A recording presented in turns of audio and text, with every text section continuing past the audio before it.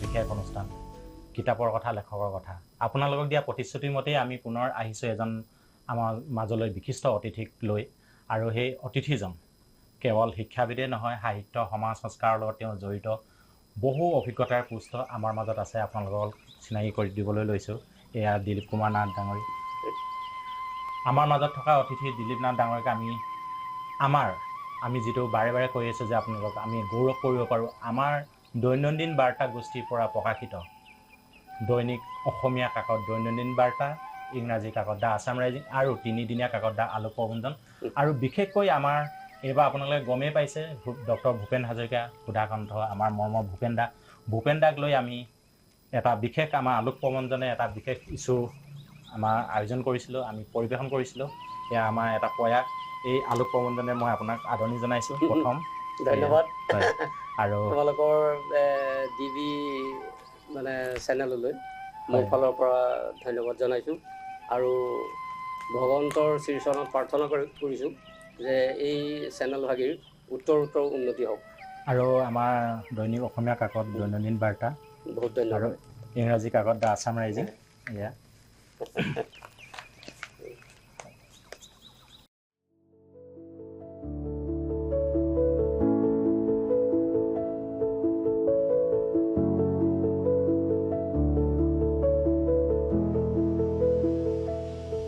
ভাল লাগে কিবা এটা আমি নিজে কৰি নিজৰ যেতিয়া নিজে কৰা কিবা এটা আমি উপহাৰ হিচাপে দিব পাৰোঁ উপহাৰ সেই উপহাৰেৰে যেতিয়া এজন অতিথিক বা আলহীক আমি যেতিয়া আদৰণি জনাব পাৰোঁ তাতকৈ ভাল আৰু কি লাগিব নহয় এতিয়া আমি আহোঁ কিতাপৰ কথা লেখকৰ কথালৈ দিলীপ নাথ ডাঙৰীয়া আছে আমাৰ মাজত এই অনুষ্ঠানটোত আপোনালোকক আমি কৈ আহিছোঁ যে আমাৰ এই অনুষ্ঠানেৰে বহু নতুন প্ৰজন্মৰ পৰা বয়োজ্যেষ্ঠলৈকে নবীন প্ৰবীণ লেখক লেখিকা সাহিত্যিক বিশেষকৈ আমি আপোনালোকৰ মাজলৈ আগবঢ়াই দিছোঁ আৰু তেখেত হ'ল দিলীপ কুমাৰ নাথ ডাঙৰীয়া মই আপোনাক নমস্কাৰ জনাইছোঁ আকৌ আপোনাক অভিনন্দন জনাইছোঁ আপুনি ইমানখিনি কাম কৰি আহিছে এইটো সময়তে আপুনি উপন্যাস কবিতা বিশেষকৈ শিশু সাহিত্য চৰ্চা আৰু বিশেষকৈ সম্পাদনা আৰু তাতোকৈ শিক্ষাৰ লগত জড়িত হৈ পৰিছে আৰু আপুনি এগৰাকী শিক্ষাবিদ হিচাপে আপুনি যিটো সমাজলৈ শিক্ষাৰ বিষয়ক যিবিলাক কিতাপ আপুনি ইতিমধ্যে সম্পাদনা ৰচনা কৰি প্ৰকাশ কৰি আগবঢ়াই দিছে তাতোতকৈ আপোনাৰ আটাইতকৈ ডাঙৰ কথা যিটো শিশুৰ চৰ্চা কিন্তু চবেই কৰিব নোৱাৰে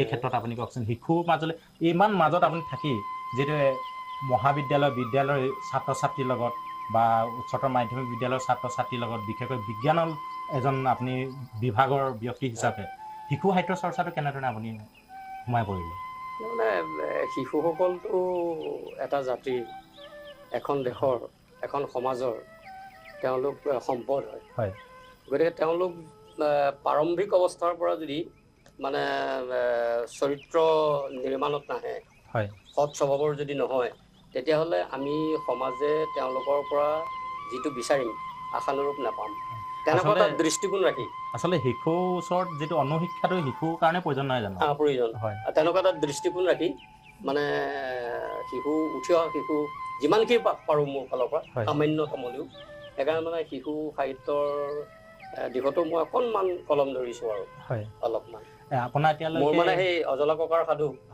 আৰু সন্ধিয়াৰ সাধু বুলি দুখন সাধু গল্প প্ৰকাশ হৈছে আৰু মইনা পেহীৰ সাধু বুলি এখন সাধু কিতাপ এতিয়া মানে প্ৰকাশৰ পথত আছে কাম চলি আছে প্ৰেছত আৰু অকণিৰ কবিতা বুলি এখন কবিতা ইতিমধ্যে মোৰ অকণিৰ কবিতা বুলি এখন কবিতা প্ৰকাশ হৈছে মোৰ এইখন আপোনাৰ অকণিৰ কবিতা কেৱল অকণিৰ কাৰণে শিশু আপোনাৰ এই শৈশৱ কালটো যে আপুনি শিশু সাহিত্য চৰ্চা কৰাৰ ক্ষেত্ৰত আপোনাৰ শৈশৱ কালটোৰ কিবা ইয়াত প্ৰভাৱটো পৰিবই তাত কিবা ইয়াৰ লগত আছে নেকি ধৰক আপোনাৰ সেই তেনেকুৱা ধৰণৰ ঘটনা ইয়াত সাধুৰ ৰূপত আছে মানে সংক্ষেপে ক'বলৈ হ'লে ক্লাছ 3ত থাকোঁতে মোৰ মাতৃৰ বিয়োগ হৈছে আৰু ক্লাছ 6ত থাকোঁতে মোৰ দেউতা ঢুকাইছিলে তেতিয়াৰ পৰাই মোৰ জীৱন সংগ্ৰাম আৰম্ভ হৈছে আৰু বহু কষ্টৰে নিজৰ জীৱনক প্ৰতিষ্ঠা কৰিছোঁ আৰু সেই মানে সংঘাতময় জীৱনৰ মাজেৰে শিশু আৰু বালকসকলৰ মানে পদোন্নতিৰ ক্ষেত্ৰত মানে উন্নতিৰ ক্ষেত্ৰত তেওঁলোকৰ বিকাশৰ ক্ষেত্ৰত যে কেনেকুৱা এটা মানে পাৰিপাৰ্শ্বিক মানে হেৰি চাৰিওফালৰ পৰা এটা অসহায় ব্যক্তিজনৰ বা শিশুজনৰ বালকজনৰ যে সহায়ৰ প্ৰয়োজন, তেনেকুৱা এটা মানে অনুভৱ মই তেতিয়াৰ পৰাই কৰিছিলোঁ।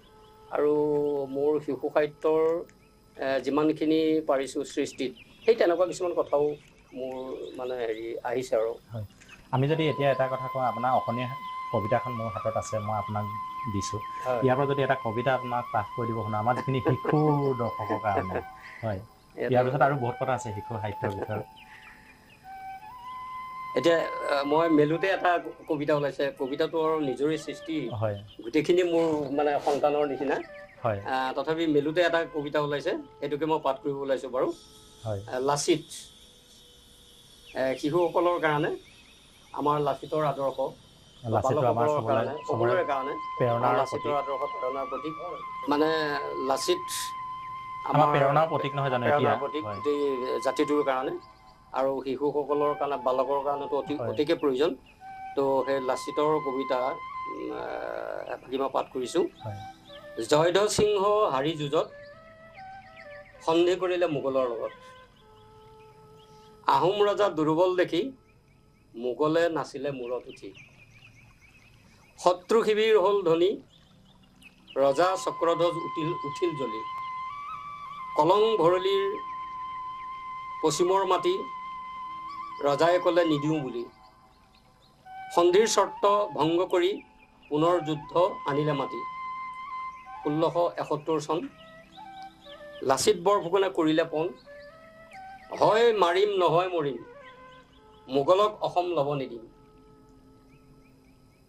একে ৰাতিতে নাবান্ধিলে গড়, অসম তলতীয়া হ'ব মোগলৰ।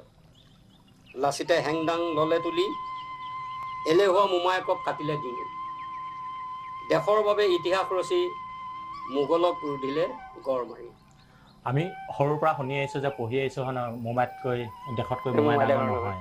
গতিকে লাচিত বৰফুকনৰ বিষয়ে বা মোমাইৰ বিষয়ে বা গড়ৰ বিষয়ে আমি ক'বলগীয়া বহু কথা ওলাব, শৰাইঘাটৰ কথা, শৰাইঘাট ৰণৰ কথা। কিন্তু আমি আহিছোঁ এতিয়া বিশেষকৈ আমি যিহেতু সাহিত্যৰ চৰ্চাৰ কথা পাতি আছোঁ, যিহেতু লাচিত বৰফুকন আমাৰ প্ৰেৰণাৰ প্ৰতীক, আমি এইখিনিতে তাৰ কবিতাটো সুতেই আহিছোঁ। এতিয়া আপুনি যিহেতু লাচিত বৰফুকন এটা নিজে আমাৰ অসমৰ কাৰণে, অসমীয়াৰ কাৰণে, জাতীয় স্বাৰ্থৰ কাৰণে, স্বাৰ্থটো এইটো কাৰণে কৈছোঁ, আমি লাচিত বৰফুকনক লৈহে আমি বীৰত্ব প্ৰকাশ কৰিবলৈ যদি যাওঁ, বহু ক্ষেত্ৰত আমি কিছুমান কথা নক'লেও আমাৰ বীৰৰ কথা গম পাব। কিন্তু এই ক্ষেত্ৰত আপোনাৰ লাচিত বৰফুকন আপুনি এটা শিশুৰ বাবে, শিশুৰ প্ৰেৰণা হ'ব পৰাকৈ যিটো আপুনি পৰিৱেশন কৰিছে, এই ক্ষেত্ৰত সেই লাচিত বৰফুকনক যদি বিষয় হিচাপে লৈ যিটো সীমাবদ্ধতাৰ মাজত পৰিসৰ আৰু বিশেষকৈ শিশুৰ কাৰণে গুৰুত্বপূৰ্ণ কৰি যিটো কবিতাটো আপুনি তুলিছে, এই তাক অৱলম্বন কৰি আপুনি কওকচোন শিশু সাহিত্যৰ ক্ষেত্ৰত এই গুৰুত্ব, পৰিসৰ আৰু আপোনাৰ যিটো সীমাবদ্ধতা।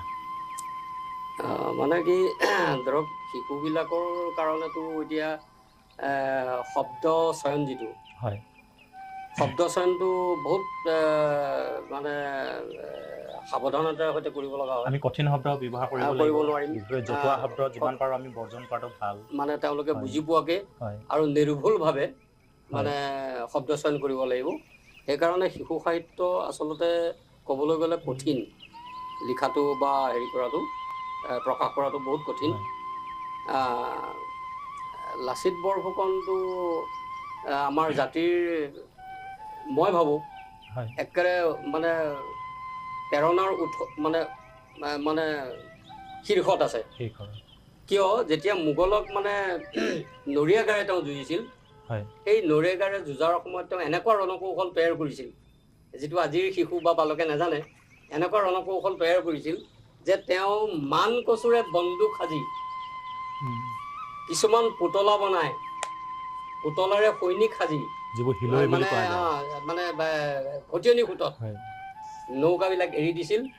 আৰু য'ত মোৰ গাৰ শিহৰণ উঠিছে কৈ থাকোঁতে কথাখিনি, মানে ভটিয়নি নৈত মানে হেৰি কি কয়, নাওবিলাক গুচি গৈছিল। আৰু মোগল বিলাকে তাৰমানে তেতিয়া ভাবিছিল লাচিতৰ সেনাটো বহুত আহি গ'ল বন্দুক বাৰুদ লৈ, গতিকে তেওঁলোকে প্ৰকৃত যিবিলাক মানে বাৰুদ সেইবিলাক ব্যৱহাৰ কৰিলে। এই মানে নকলি সৈন্যৰ ওপৰত তাৰমানে বাৰুদ ব্যৱহাৰ কৰি প্ৰায় বাৰুদ শেষ কৰি পেলালে। তেতিয়া লাচিত বৰফুকনে আচল সৈন্য এমুঠিমান সৈন্য লৈ গৈ মানে মোগলক কচুকটা দি গোটেই মানা নদী ৰঙা কৰি দিলে। হয় দেই। এইবিলাক কৌশল, এই যুদ্ধৰ কৌশল, এইটো মানে এইবিলাক আমাৰ লাচিত বৰফুকনৰ যিটো বীৰত্ব ৰণকৌশল আমাৰ বৰ্তমান পৰিস্থিতিত আমাৰ দেশৰ নাগৰিকসকলৰ লগতে শিশু বালকসকলেও ভালকে জনাটো দৰকাৰ। সেইকাৰণে সেই লাচিত বৰফুকনৰ কথাখিনি উপস্থাপনলৈ আহিছে চাগে। আৰু ইয়াতে মানে শিশু কবিতা বহুতখিনি আছে, ইমানখিনি বাৰু হেৰি কৰিবলৈ নাযাওঁ। ইয়াতে শিশুসকলৰ বালকসকলৰ মানে মুখৰোচক মানে ভাল লগা কবিতা আছে, যেনে মাখিৰ লেতেৰা কামত মৌ মাখিৰ উঠিল খং। আপুনি নামটো কৈ লওক প্ৰথম কবিতাটোৰ, মানে মাখি আৰু মৌ মাখিৰ কাজিয়া। গোটেই কবিতাটো বাৰু পাঠ নকৰোঁ। মাখিয়ে ক'লে, হেৰৌ মধুব্ৰত, তহঁতবোৰ আমাৰেই তলত, আমাৰেই প্ৰজাতি, আমাক গালি পাৰি দিব লাগে বুজনি। তাৰমানে মৌ মাখি আৰু মাখি দুয়োটাই মানে কাজিয়া লাগিল। মাখি একে প্ৰজাতিৰ, মৌ মাখি আৰু মাখি। মাখিয়ে কিন্তু সদায় মানে লেতেৰা কামত কিয় থাকে, আৰু মৌ মাখিৰ আমিতো জানোৱেই তেওঁলোকে মৌ তৈয়াৰ কৰে। লেতেৰা স্থানৰ পৰাও মৌ লৈ মানে বস্তু আনি সুন্দৰ বস্তু মৌ তৈয়াৰ কৰে। আপোনাক এইখিনি কথা এটা সুধো, আপুনি যে মৌ মাখিৰ কথাটো মানে মৌ কথাটো ওলালে, মৌ যে খায়, আপুনি আঙুলি এনেকে লৈ খাই পাইছেনে আগতে? কিন্তু মই সুধিবলৈতো সেইটো নহয়, খাই পাইছেনে, কিন্তু খাই লৈ যিটো অকলপ খায় আৰু অলপ থাকি যায় কাৰোবাৰ যে পিছফালে গৈ চোলাত বা মুখত চুলিত লগাই দিয়াটো, তেনেকুৱা দুষ্টামি কৰি পাইছে?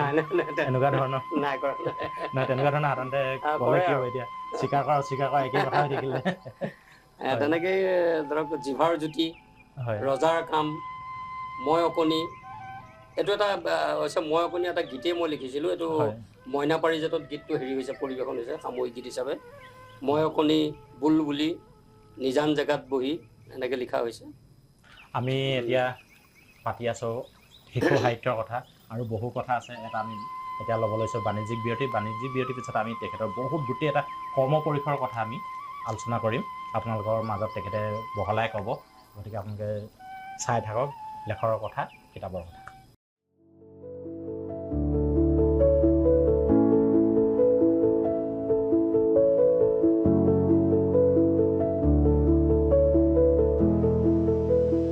আমি পুনৰ উভতি আহিছোঁ কিতাপৰ কথা, লেখকৰ কথালৈ। আৰু আমাৰ মাজত আছে ধিং KB উচ্চতৰ মাধ্যমিক বিদ্যালয়ৰ ৰসায়ন বিজ্ঞান বিভাগৰ ডেমনষ্ট্ৰেটৰ অৱশ্যে অৱসৰপ্ৰাপ্ত দিলীপ কুমাৰ নাথ ডাঙৰীয়া। আপোনালোকে ইতিমধ্যে চিনাকি গৈছে। আমি শিশু সাহিত্যৰ কথা আলোচনা কৰি আছিলোঁ, বিভিন্ন ধৰণৰ কথা। এতিয়া তেখেতে যিহেতু এটা শিক্ষানুষ্ঠান, বিশেষকৈ শিক্ষা বিভাগৰ লগত জড়িত, শিক্ষা দান প্ৰদানৰ লগত জড়িত। শিক্ষা কেতিয়াও আমি গ্ৰহণ কৰা আৰু দান কৰা কেতিয়াও সীমা নাই, এইটো সদায় চলি থাকিব, আমাৰ অব্যাহত থাকিব সময়ৰ গতিত। তেখেতে এখন কিতাপ, বিশেষকৈ শিক্ষাৰ প্ৰয়োজনীয়তা, গোটেইখিনি শিক্ষাৰ বিষয়ক এই কিতাপখনত যিখিনি প্ৰবন্ধ আছে। আপোনাৰ এতিয়া এটা কথা কওকচোন, আপোনাৰ ধিং অঞ্চলটোত শিক্ষা পৰিসৰ নহয়, আপোনাৰ যিটো শিক্ষা ক্ষেত্ৰত গুৰুত্বতাটো, আৰু তাত যিখিনি আপোনাৰ শিক্ষাৰ লগত জড়িত ব্যক্তি বা তেওঁলোকে যেনেধৰণে আগুৱাইছে, যেনেধৰণে নতুন প্ৰজন্ম উঠি আহি শিক্ষা গ্ৰহণ কৰি বিভিন্ন স্থানত তেওঁলোকে সংস্থাপিত হৈছে, নিজৰ অঞ্চলটোক তেওঁলোকে গৌৰৱান্বিত কৰি তুলিছে।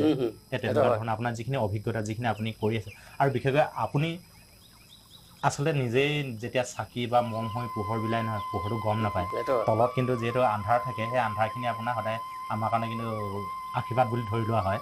সেই তেনেধৰণে যিখিনি আপুনি পোহৰ বিলাই আপুনি এটা বিস্তৃত পৰিসৰলৈ লৈ গৈছে আপোনাৰ ছাত্ৰৰ যোগেদি, কাৰণ এজন ছাত্ৰৰ সফলতা কিন্তু এজন গুৰুৰে সফলতা। আপুনি এতিয়া সেই আপোনাৰ অঞ্চলটোৰ বিষয়ে যিখিনি শিক্ষা, আপুনি যিখিনি কেনেধৰণে আপুনি শিক্ষকতাৰ লগত জড়িত হৈ পৰিলে, আপুনি তাৰ বাহিৰে বেলেগ কিবা চিন্তা কৰিছিল সেই সময়ত? তো সংক্ষেপে কৈছোঁ বাৰু। এই ধৰক প্ৰথম মই যেতিয়া ৰসায়ন বিজ্ঞানত মানে অনাৰ্ছ লৈ, তেতিয়া অনাৰ্ছ বুলি কয় আৰু আজিকালি মেজৰ, অনাৰ্ছ লৈ যেতিয়া পাছ কৰি আহিলোঁ, মই মাষ্টাৰ ডিগ্ৰী পঢ়াৰ মোক সুবিধাই নিদিলে। আমাৰ ধিং KB উচ্চতৰ মাধ্যমিক বিদ্যালয়ৰ যিগৰাকী মানে অধ্যক্ষ আছিলে, তেখেত প্ৰয়াত বৰ্তমান, তেখেতক আজি মই শ্ৰদ্ধাৰে কৰিছোঁ। তেখেত হ'ল কনক চন্দ্ৰ কলিতা। ছাৰৰ গুণ আৰু গৰিমা মানে ভাষাৰে বৰ্ণাই শেষ কৰিব নোৱাৰি। এইটো 1985 চনৰ কথা, 84-85। যেতিয়া মই পাছ কৰি ওলাই আহিলোঁ, ছাৰে মানে এগৰাকী মোৰ শিক্ষাগুৰুক, মই আছিলোঁ মানে প্ৰায় 20 কিলোমিটাৰ আঁতৰত, 20 কিলোমিটাৰমান আঁতৰত, ছাৰে মানে অধ্যক্ষ ছাৰে আৰু এজন শিক্ষাগুৰুক পঠাই দিবলৈ, এই দিলীপক ধৰি লৈ আছোন আমাৰ স্কুললৈ। সি বেলেগ চিন্তা কৰি আছে। আৰু হৰিও মোৰ মানে এগ্ৰিকালচাৰ ডিপাৰ্টমেণ্টত এপইণ্টমেণ্টৰ হেৰি আহিছিল, এপইণ্টমেণ্ট লেটাৰ। মই জইন কৰিবলৈ যাওঁ তেনেকুৱাতে মানে সেই এগৰাকী মোৰ শিক্ষাগুৰু আহি মোক মানে হাতত ধৰি আৰু মোক এৰিয়ে নিদিলে। ছাৰে একদম তাৰ পৰা গাড়ীত উঠাই মোৰ মানে যিখন স্কুলত মই পঢ়ি পাছ কৰিছিলোঁ হায়াৰ ছেকেণ্ডেৰী, আজি ছাৰে মানে সেই তাতে জোৰ জবস্তি মোক এপইণ্টমেণ্ট দিলে। দিয়াৰ পিছত মই মানে ছাত্ৰ ছাত্ৰীক কেনেকৈ মানে ধৰক অঞ্চলটোৰ ভৱিষ্যতে মানুহ কৰি তুলিব পাৰোঁ, তাৰ কাৰণে ধৰক মই ৰসায়ন বিজ্ঞানৰ মানুহ, কিন্তু মোক ছাৰে দিছিল মেথমেটিক্সৰ ক্লাছ কৰিবলৈ দেই। পিছলৈ অসমীয়াও কৰিলে, পিছলৈ অসমীয়াও কৰিলোঁগৈ, অসমীয়া ক্লাছো কৰিছোঁ হায়াৰ ছেকেণ্ডেৰী। মানে উচ্চ গণিতৰ মই ক্লাছ কৰিছিলোঁ তাতে, মানে এডভান্স মেথমেটিক্স যিটো, এই বিষয়টোত তাৰমানে যদি 30টা ল'ৰা ছোৱালীয়ে পঢ়িছিলে, সীমিত সংখ্যকে পঢ়ে আৰু যিখিনি মানে চোকা ল'ৰা ছোৱালী, এইখিনিৰ ভিতৰত মানে 95%ই তাৰমানে মোৰ দেন লেটাৰ মাৰ্কছ পাইছিলে। আৰু সেইকাৰণে শিক্ষাগুৰু মোৰ কনক কলিতা ছাৰে মানে যথেষ্টখিনি মৰম কৰিছিলে আৰু সেই ক্লাছটোৱে বিশেষকৈ মোক কৰিব দিছিলে। আৰু পিছলৈ লাহে লাহে প্ৰায় মই 20-22 বছৰমান মানে উচ্চ গণিতৰ এডভান্স মেথমেটিক্সৰ ক্লাছ। আপোনালোকে চাই থাকক লেখৰৰ কথা, কিতাপৰ কথা।